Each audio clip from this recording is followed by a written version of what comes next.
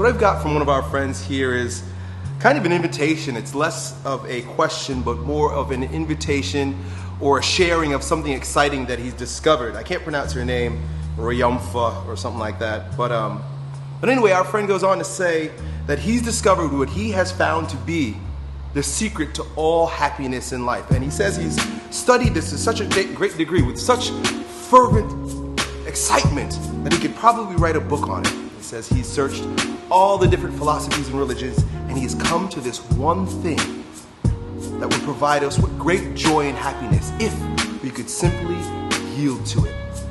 And when someone starts talking like that, my ears perk up, because these are the things that I look for. Because like many of us, I struggle with turmoil. I struggle with the monkey mind. I struggle with self-doubt. But I'm always looking for ways and means by which to avert it and then share it with other people. And our friend, his answer is the same one that I've come up with and that I've experienced many times over and over again in my life, have used to the greatest of its ability and completely lost at certain times. And that is silence. Solitude. Cutting yourself off from the noise and the distraction of the world. Now I'll talk a little bit about that, but before I move forward, one of the people that I go to, one of my mentors, if you will, that I seek advice from when I am feeling lost, is Ralph Waldo Emerson. You probably know this. Anytime I flip open his books, I find peace in his words. And this is a copy of Self-Reliance, which is one of my favorite pieces. And there's a line in here that I wanted to share with you, namely our friend who has sent the question. But Emerson goes on to say that there are voices in which we hear only in solitude, but they grow faint and inaudible as we enter the world. Society everywhere is in a conspiracy against the manhood of every one of its members. What Emerson essentially is saying here is that when we're in solitude, we're allowed to go in as opposed to always receiving from without. And when we can go within, we're allowed to examine the depths of our heart and our soul. And that's where we'll find many of the either cobwebs or gems that lie within. So my friend, you would probably ask, if this idea of silence is so widespread, if every religion, every philosophy understands that you need solitude, you need silence, you need moments of prayerfulness, why is it that everyone's not doing it? Well, there are a number of reasons. First, I'd like to explain myself.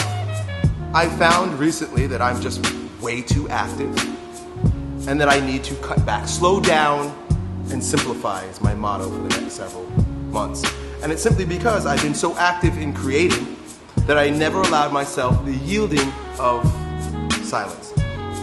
And oftentimes life just does that to us, or we allow it to do that to us, because there are always opportunities for us to take action in directions that we want, but we resist it. Perhaps the same reason why I resisted it, but to a greater degree most people resist it, is because of the ugliness they may find on the inside.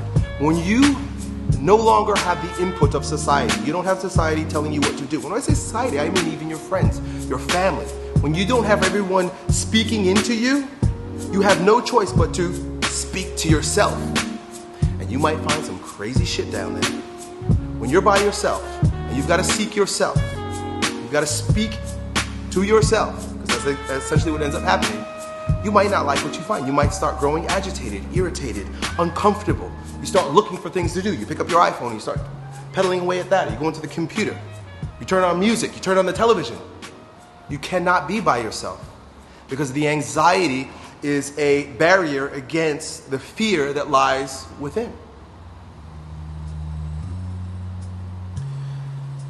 So know that if you're resisting silence, and it is the elixir for all peace, joy, happiness, pleasure, then it's probably because there's something that needs to be dealt with on the inside. And the best thing that you can do is deal with that shit. Because if you don't, it acts as a cancer and eats you from the inside out. If you don't go within, if you don't seek silence to go within, then you will go without. You will go without joy, you will go without peace, you will go without pleasure. Because all those things are found when we deal with what's inside. And we can only deal with what's inside when we shut off the television, shut off the computer, turn off your iPhone, stop talking to people, calling people. We've got to go in. And I found that my most creative work, because you'll find one of two things. And usually when I go in, if I've gotten past the bullshit, sometimes we have to do, that's why I use bioenergetics. It's a way for you to be by yourself and bring up the cobwebs, bring up the mud, so that the purity inside can be expressed and exposed. Once you get past that, and don't be afraid of that. Don't be afraid of the ugliness inside you. We call it ugly because we're judgmental. We place values judgments on things, but there's nothing ugly about anger. Anger is an emotion. It's right, it's true. Let it out. It only grows ugly when you repress it because you don't look at it. There's nothing ugly about tears. There's nothing ugly about joy, sexual pleasure, laughter. These are all things that make us uncomfortable when we see it in other people, simply because we're suppressing it in ourselves. How many times do you see a grown man cry and you feel weird? Shit, right? It's because that guy is showing something that is almost a mirror reflection of the shit you're holding in on your own. When an adult laughs too much, how many times do people get irritated? This bitch won't stop laughing. They get all weirded out. She's crazy. No, she's expressing, she's experiencing, she's feeling. She's letting out that which is within so that she can experience the purity within. Down below that, below the emotion, there's a place of calmness, centeredness, peace. But we've got to get past the bullshit first. In my experience, when you can settle into that peace, when you've gotten out of your own way, when you've dug up the muck, the mud, when you've cleared the cobwebs, you will tap into a resource of vast creativity. In my own experience, when I can get out of my own way, when I've expressed myself through exercise or just through meditation by calming it, when I speak, it's not even like I'm speaking because it's coming from a place that is not Elliot Hulse. It's beyond the personality, it's beyond the character, it's beyond the frustrations, the angers, the things that color my personal experience as a human being. Some might say that it's God speaking through you. You're allowed to say that because when you get out of the way, what else is there?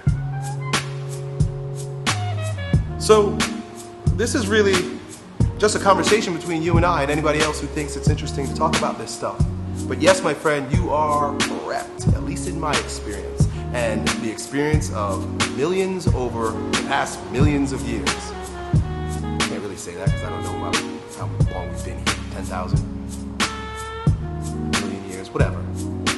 The point is that this is a universal ideal. And in a world and in a time where noise is at a premium, it's everywhere, seeking and finding silence will make that individual a mastermind amongst monkey minds.